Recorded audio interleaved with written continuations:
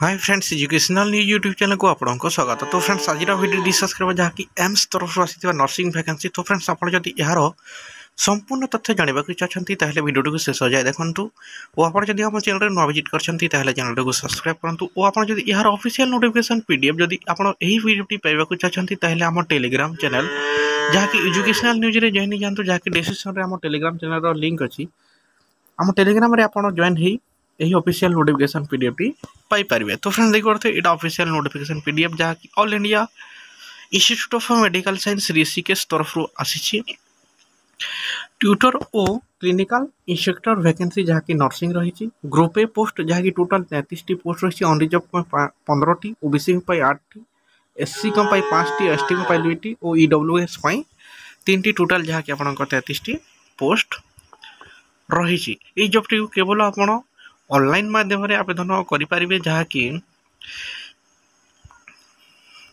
यार educational qualification देखी ना जहाँकि आप बीएससी नर्सिंग करते आप जॉब टी को अप्लाई करेंगे जहाँकि जीएनएम कि बीएससी नर्सिंग करते आप जॉब टी को अप्लाई करेंगे।